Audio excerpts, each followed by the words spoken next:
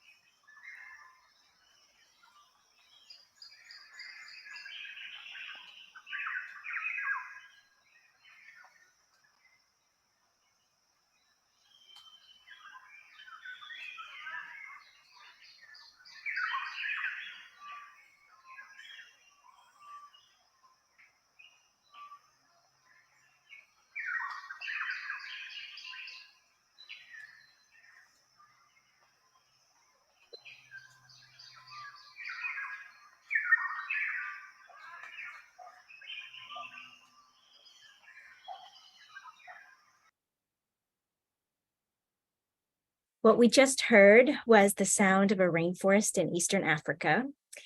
And that sense of calm that we experience when we're in nature, that's no coincidence, right? That's by evolutionary design. We evolved in an ecosystem very similar to this one, where those sounds of insects, birds, mammals, those indicated the possibility of food, medicine, all those kinds of resources that we needed to survive. That biodiversity is still key to our well-being, the future.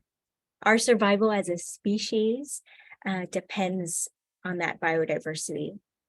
I've been fascinated by biodiversity, and I've dedicated my entire career to understanding the intersection between biodiversity and climate change.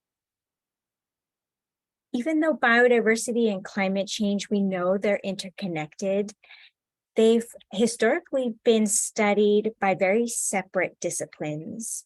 As an example of this, two of the largest intergovernmental bodies, the IPCC, the Intergovernmental Panel on Climate Change, and the IPBES, the Intergovernmental Platform on Biodiversity and Ecosystem Services, these two bodies have operated in isolation until just last year. And I think I'm naturally drawn to intersections between disciplines, between ideas, because I've spent my entire life in an intersection. I grew up in an intersection of culture, language, gang lines. I grew up in what's known as the South Texas Chicano tradition, where everyone was all or part Mexican, and moving between English and Spanish played a prominent role in everyday life. I tell people I was not a minority growing up. I became a minority when I left home to go to college. And even as in college, as an undergrad, I continued to exist in an intersection. As a federal work-study student, I spent the academic year collecting Lepidoptera tissue for DNA barcoding. This is at Guelph, this image on the left, with Dan Jansen. And then I would spend the summers in Costa Rica cataloging caterpillars, their host plants, and parasitoids, and learning alongside parataxonomists in Spanish. But what I was learning about science from English language textbooks often contradicted what I would see in the field working in Spanish alongside parataxonomists. And this movement between learning about science in English and doing science in Spanish led to a really important revelation in my career. I realized that I had this ability to identify these overlooked ideas and assumptions in ecology. And that was because I spent an extraordinary amount of time in the field, and I'm an outsider. As an outsider, I don't feel obligated to subscribe to traditional ideas or ways of doing science. And And this ability to see and do things differently has become a signature of research in my lab. This is also a great example of how diverse perspectives, no surprise, lead to innovation and new insight. Today, I'll provide 3 examples of how we challenge dominant paradigms and assumptions at the intersection of biodiversity and climate change. I'll start by describing the role of soils as an overlooked driver of biodiversity. Next, I'll demonstrate how we use data science to fill in the supposed geographic gaps in biodiversity patterns. And I'll end by describing some new initiatives that we're working on to understand biodiversity responses to climate change from local to continental and global scales. So one of the most dominant views in ecology has been that climate controls the geographic distribution of biodiversity. This is an idea that is 2,000 years old. It dates back to the 3rd century BC, back to Aristotle and Theophrastus, and in large part still dominates modern macroecology, where biodiversity patterns on Earth are primarily attributed to climate at these macro scales. But there's this growing recognition that geodiversity is an important control on biodiversity in some disciplines. So geodiversity is defined as landforms, topography, soils, bedrock, water features, any kind of enduring landscape feature. And the role of geodiversity as a control of biodiversity is so prominent in some fields that it's become a key component of conservation strategies. This is a strategy called conserving nature stage. The role of geodiversity as a predictor of biodiversity can also be seen across the world's biodiversity hotspots. Almost 70% of biodiversity hotspots across the world occur on unusual soils. So these are things like your limestone, granite, serpentine, gypsum, and this effect is especially prominent on serpentine soils. So serpentine soils have fairly unique characteristics. They tend to have high concentrations of heavy metals, which is usually difficult for plant growth. They also tend to be nutrient poor and have low water holding capacity. And these unique features create obvious vegetation changes in the landscape, what's classically known as the serpentine syndrome. So at this image that you're looking at here, the serpentine soils in the foreground, they're dominated by grasses and herbaceous plants. And the non-serpentine soils in the background are dominated by trees, or vegetated by trees. And while the role of geodiversity is recognized in disciplines like conservation science, it's still very much neglected in disciplines like macroecology. So with this in mind, I led a synthesis paper in which we outlined 4 key processes by which soils drive biodiversity at these global scales.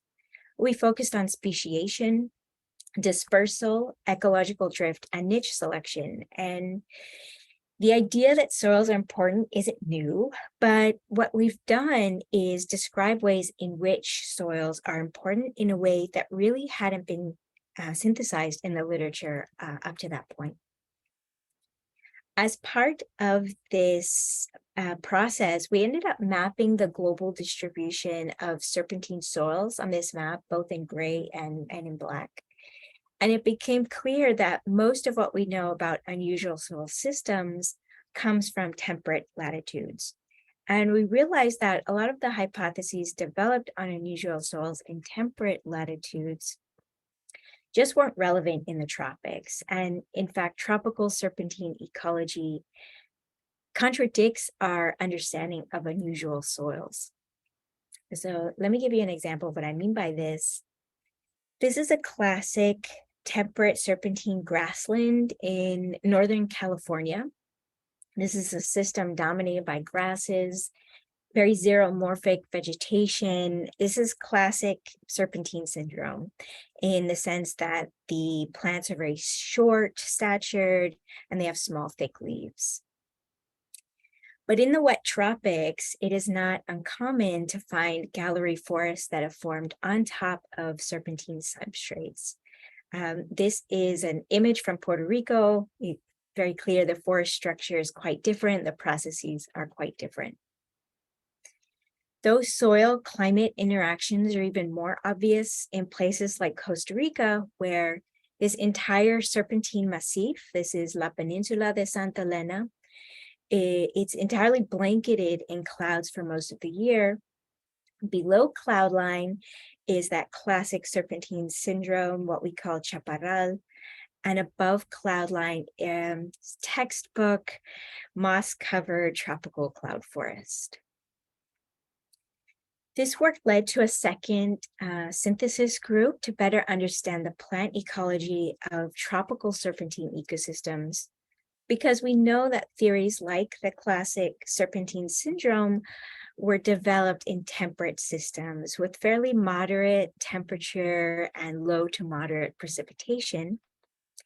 And these ideas aren't relevant to tropical ultramafic or serpentine ecosystems because these systems experience much warmer temperatures, they experience a wider range of precipitation, and this combination of warm temperature and high precipitation can act to ameliorate the serpentine syndrome that's reported in temperate latitudes. This led to a second synthesis paper. And this was such a wonderful collaboration because we were very intentional about inviting people, early career researchers living and working in these serpentine systems around the world. And it's inspired a few other papers that we're working on now. In this paper, we showed that tropical serpentine systems are diverse, and that diversity is driven by interactions between soils and climate. So something that we're working on right now is collating a global GIS database for all serpentine outcrops around the world. And at first glance, this doesn't seem very exciting, but what's exciting about a database like this is that it enables the types of macro scale questions combining satellite imagery and fieldwork to understand those soil climate interactions on biodiversity at a global scale, at a scale that really hasn't been possible to date. This type of database also generates new ideas about the conservation of biodiversity hotspots in a global context, given that most biodiversity hotspots occur in areas of these unusual soils like serpentine. So in this first example, we explored the overlooked role of soils as a driver of biodiversity, which has led to some really nice collaborations. And in some ways, maybe challenging who gets to participate in these large macro scale, macro ecological working groups. In this second example, I'll describe how we identify assumptions through data science. For this project, we really wanted to focus on a topic that was unresolved and that inspired a lot of discussion and debate in the literature. And this is definitely true of the insect apocalypse.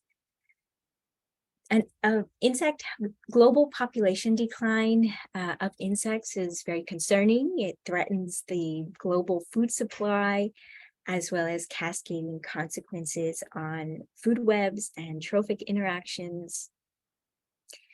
But despite the publications and media coverage on this topic surrounding insect declines, there's still a lot we don't know.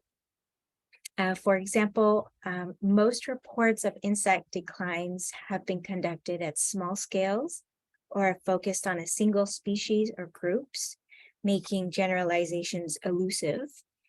And most studies of insect decline have been temperate, even though most insect diversity is tropical. And a lot of high-profile scientists claim that the reason why we don't yet understand the full picture of global insect decline is because data on tropical organisms is lacking. And in my lab, we challenge that idea. It's simply not true. Data on tropical organisms may be lacking in English language publications or in English language databases. But there's a huge treasure trove of data from the tropics in places like the gray literature, including dissertation theses, regional publications, and especially natural history museums. Mining this data allows us to use modeling approaches to fill in those supposed geographic data gaps, especially in the tropics, and they can also generate testable hypotheses of how entire ecological systems respond to climate change. Butterflies are a great focal group for modeling approaches and filling in those data gaps in the tropics because butterflies, as ectotherms, in theory, they should be responsive to things like temperature change. They're also charismatic and so receive lots of public attention. You'll often see very professional hobbyists. And they're also well studied. So we know quite a lot about their natural history, which is exactly what you want for a group in which you're doing a purely modeling approach. You want to be able to compare the modeling results to known biology. In many tropical regions, like the Caribbean biodiversity hotspot, there's a long historical record of butterfly collecting in this region, as well as reliable identification guides. The Lepidoptera fauna is especially well documented in places like Puerto Rico. Beginning in the 1940s, what's now the American Museum of Natural History was pretty much a very colonial 40-year-long inventory of the flora and fauna of the island, including leps. And because of this colonial legacy, there's always been a strong focus on taxonomy and not so much synthesizing those biodiversity patterns across the island. So we wanted to use this approach to address, to fill in those knowledge gaps and address two questions. First, we were interested in understanding just where are the diversity hotspots across the island. This first question is an important question to guide conservation priorities. Conservation group that we work with on the island, Para la Naturaleza, they're very interested in this type of data. And the second type of question we wanted to address is whether climate and functional wing traits mediate species distributions. And this is an important starting point for understanding potential climate change impacts. The environmental variation across the island, here you can see elevation. It creates this natural experiment for understanding diversity and climate change on the island. In terms of diversity, to me, it really wasn't clear where those diversity hotspots should be.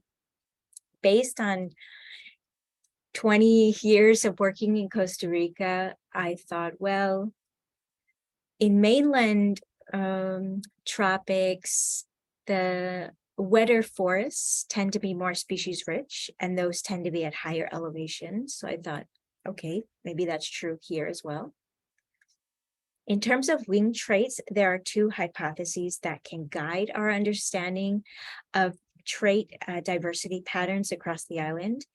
The first is Bergman's rule, which predicts that a body size should be larger in cooler habitats. And the second is the thermomelanism hypothesis, which predicts that organisms should be darker in cooler habitats, both to aid in thermoregulation. So the idea is that darker colors absorb more thermal energy. The same concept applies to body size as well. If you have larger surface area, you can absorb more thermal energy. So based on these two predictions, we expected a larger, darker species to occur at higher elevations, and those smaller, lighter species to occur in the lowlands where it was hotter and drier. To test these ideas, we first had to digitize all the butterfly collections on the island. So we led a island-wide digitization campaign with the help of many of the museums, as well as Bio, which is an NSF-funded national consortium of museums that are digitizing their collections. We also had the help of incredible students, and we digitized something like 6,000 specimens for almost all the butterfly species known on the island for a fraction of the budget of most Bio projects. With those digital images, we then extracted wing traits using image analysis software. And I had an undergraduate student complete a preliminary test of this methodology on the non-migratory Puerto Rican monarch before we attempted to work with all of the butterfly species. We focused on wing length of the forewing depicted in the image, as well as wing color in that 1 centimeter region close to the thorax. This region has been shown to be important for thermoregulation. And then to address this question of where are the diversity hotspots on the island, we first calculated species distribution models for all the butterfly species. Now, this is a really complex process, so I won't go into the fine details here.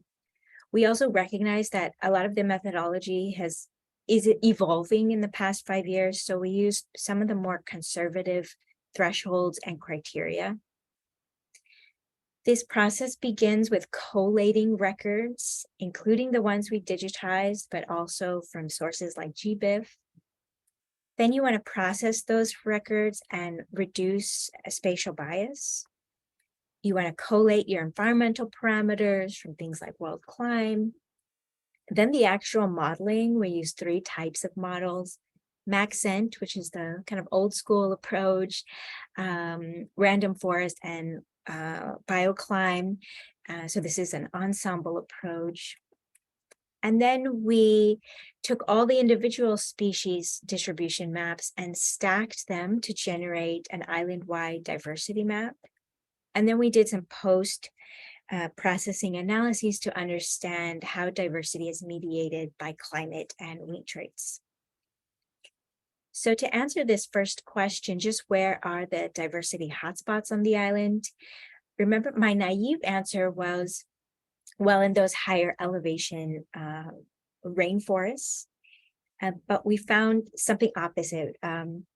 Diversity or species richness was highest in lowland tropical dry forests. And this turns out to be a similar pattern that's been found for bird diversity across the island.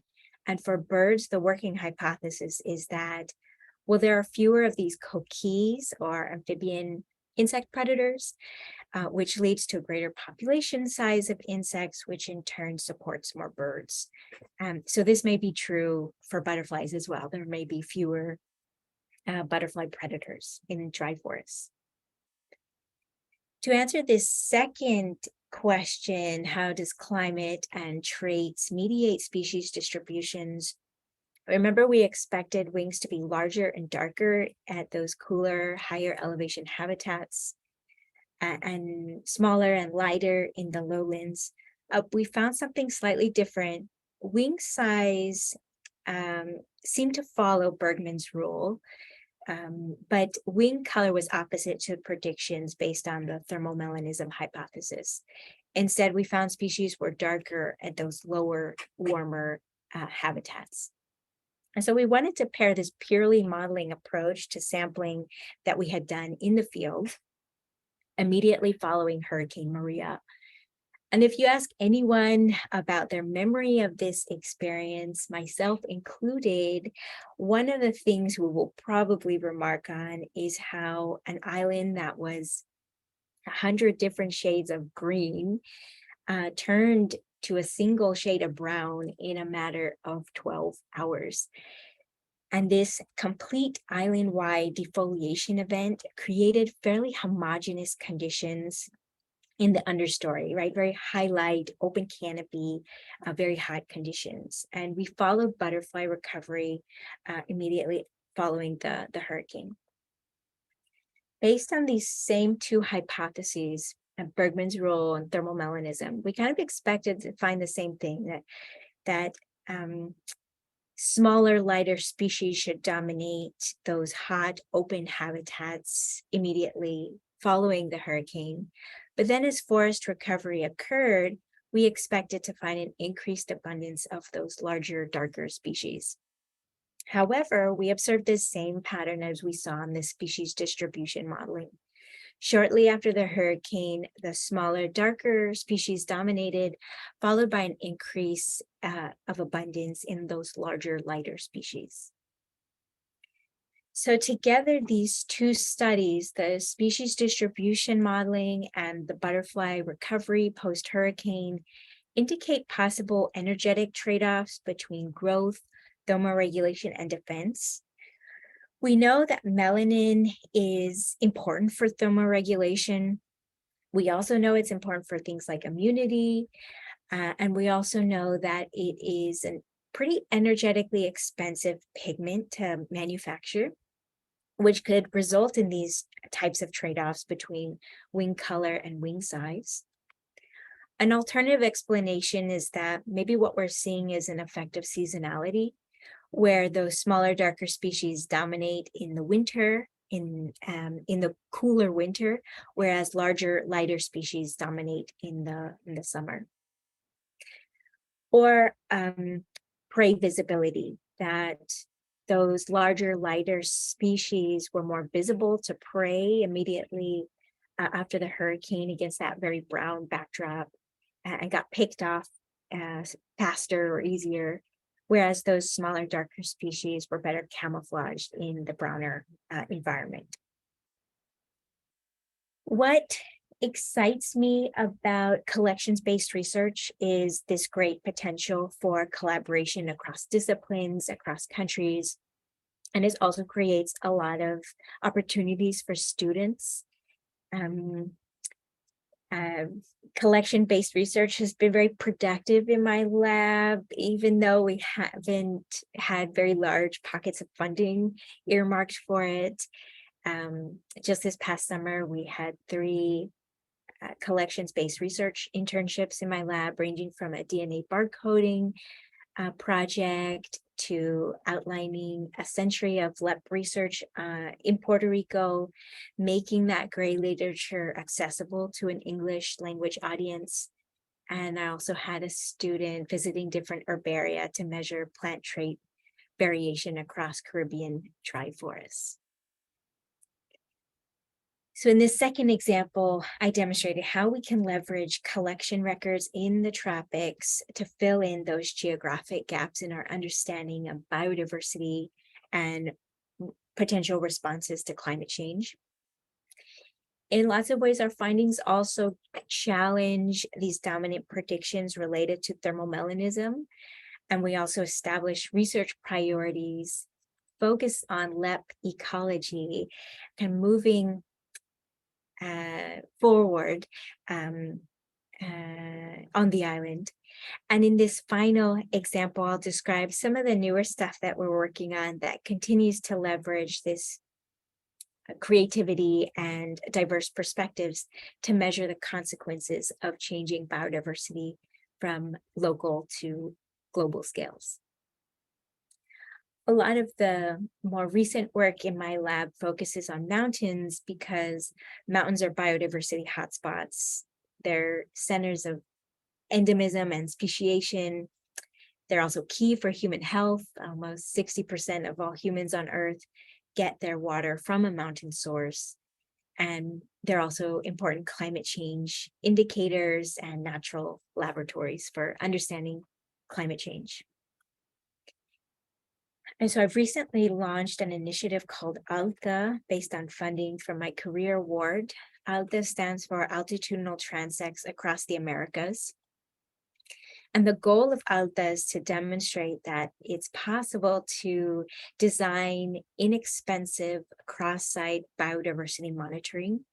And this is especially important for regions that are undersampled and are experiencing accelerated rates of climate change.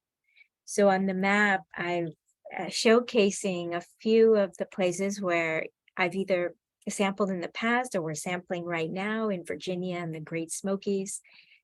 And I'm also showing a few mountains that I have my eye on as potential wish lists, and I'm figuring out how to approach potential collaborators in these regions. Across all of these ALTA sites, we're measuring things like forest dynamics. Next year, we'll be launching a seedling census because the understory is this neglected environment. We don't know a whole lot about what's going on in the seedlings, even though they indicate they're the first indicator of climate change. I'm not a plant physiologist, but I would love to work with one because a lot of literature right now is emphasizing that both thermal tolerance and drought tolerance of plants is likely linked. And finally, we're also starting to use remote sensing data to understand vegetation changes at regional to continental scales, and eventually to connect that plant physiology to the macroecological changes. Each ALTA site has a similar design of these forest dynamics plots situated across elevation, but each research site has its own research or science flavor that's in part guided by the land managers of each region. So in this last example, I'll focus on one of our ALTA sites in northwestern Costa Rica, where we're especially interested in identifying the ecotone between tropical dry forests depicted here in brown and tropical wetter forests in green. And this is because we're focusing on the ecotone because this is where a lot of the changes in response to climate change will happen first, because ecotones are windows into both organismal to biome scale climate change responses. Ecotones have a special place in the foundation of ecology as a discipline. The term ecotone actually preceded the ecosystem concept. And what's really interesting about ecotones is that they're both spatially diverse and temporally dynamic. They control the flow of energy and organisms across landscapes. They're typically determined by species' physiological limits, which makes them sensitive global change indicators. And there's 3 types of ecotones we know quite a lot about at a global scale. The first is this shrub encroachment into grasslands, which is this global phenomenon. The second is encroachment of salt marsh into uplands, creating these ghost forests. And for the aquatic ecologists in the audience, the deep chlorophyll layer is an important ecotone that's impacted by warming waters and shifts in nutrient availability. And I think we should be studying ecotones in many other contexts across scales, but methodological challenges have been difficult to overcome, which has limited our ability to use ecotones as indicators of global change. And this is because ecotones are inherently variable, which in the past meant lots of ground-based measurements, creating these logistical constraints for detecting and monitoring ecotones. And because of these, consensus on definitions and methods have been elusive.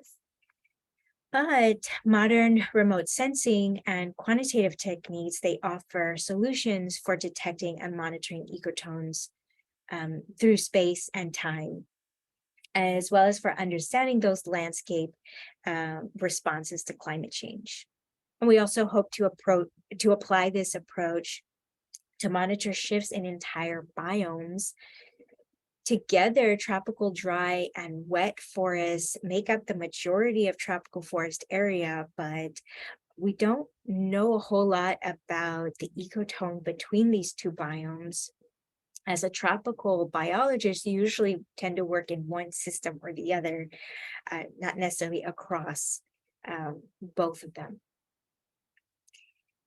So in my lab, we specialize on finding those underexplored interactions between ideas, between disciplines, as related to biodiversity and climate change.